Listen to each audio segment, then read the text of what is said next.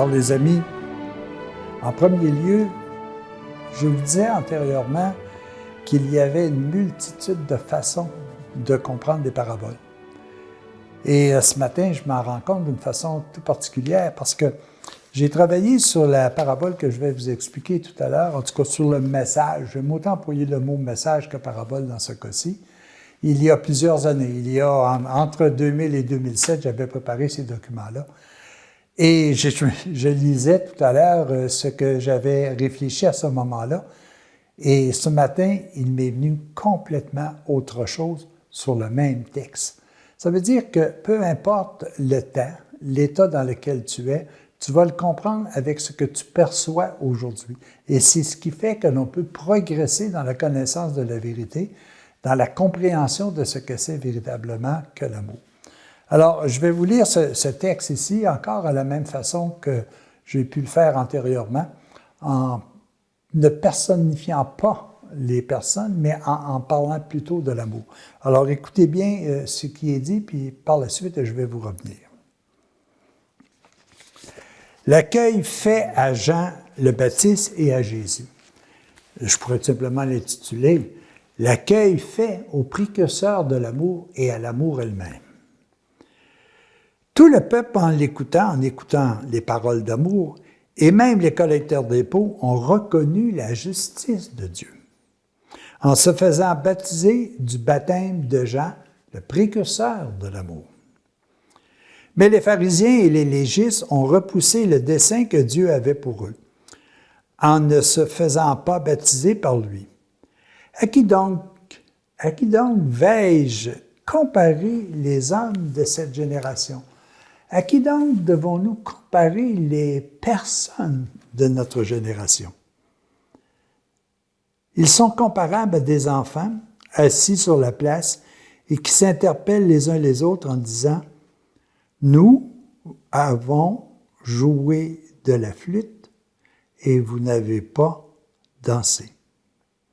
Nous avons entonné un chant funèbre et vous n'avez pas pleuré. » En effet, le précurseur de l'amour est venu, il ne mangeait pas de pain, il ne boit pas de vin, et vous dites, il a perdu la tête. Le fils de l'amour est venu, il mange, il boit, et vous dites, voilà un glouton et un ivrogne, un ennemi des collecteurs d'impôts et des pécheurs.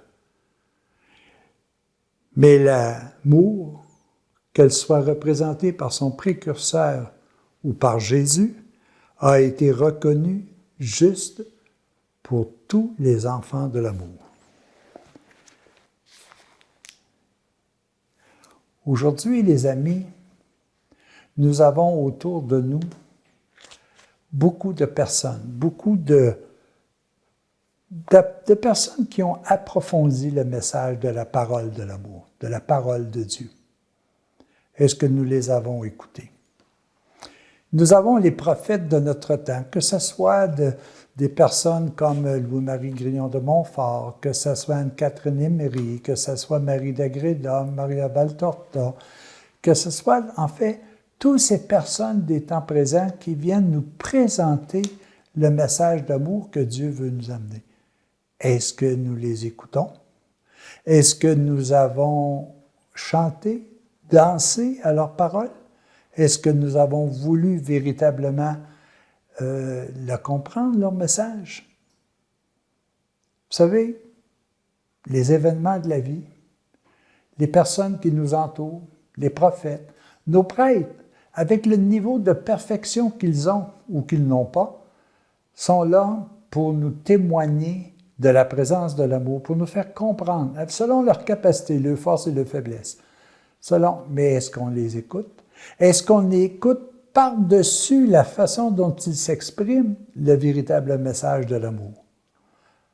Alors, en réalité, nous sommes un peu comme des enfants. Nous sommes un peu comme ceux et celles qui entendent, mais est-ce que ces personnes-là qui nous présentent le message, est-ce qu'ils voient devant eux des gens qui comprennent? Ou est-ce qu'ils ont l'impression tout simplement de parler dans le vide? L'amour va prendre tous les moyens possibles pour que nous soyons véritablement heureux. Ça peut aller de la souffrance, ça peut aller du bien-être, ça peut aller des messages extraordinaires, des inspirations, des intuitions. Mais est-ce que nous sommes à leur écoute? Est-ce que nous sommes un peu comme les enfants qui font tous des efforts pour pouvoir venir présenter ce que nous sommes véritablement? Mais est-ce que nous le mettons en pratique? Est-ce que nous sommes présents à leur message? La meilleure façon de savoir si nous sommes présents, c'est lorsque nous approfondissons le message et que nous ressentons à l'intérieur de nous du bonheur, de la paix, de la joie. Mais pour faire ça, il faut faire l'effort d'aller voir. Il faut faire l'effort de prendre la parole de Dieu, de la lire et de dire, si j'étais capable de réaliser ce que je viens de lire, est-ce que je serais plus heureux? Est-ce que je serais plus en paix? Est-ce qu'en moi, la justice s'impliquerait davantage? Si la réponse est non, attendez, tout simplement. Ça, c'est écrit il y a 2000 ans. Ça va être encore vrai il y a 2000 ans. Peut-être que vous n'êtes pas prêt à le prendre. Mais soyez sûr d'une chose, que de toute façon, un jour, vous devrez le comprendre, parce que c'est là qu'est la source véritablement du bonheur. Alors, les amis, prenez attention, écoutez la vérité. Essayez de la mettre en pratique pour savoir si ça concourt véritablement à votre bonheur. Si tel est le cas, vous allez progresser. Sinon, ça sera remis à plus tard. Mais soyez sûrs d'une chose, nous devons tous passer par son chemin pour revenir au bonheur éternel. Les amis, soyons aussi des enfants qui écoutent la parole et la mettent en pratique. Au revoir, à la prochaine.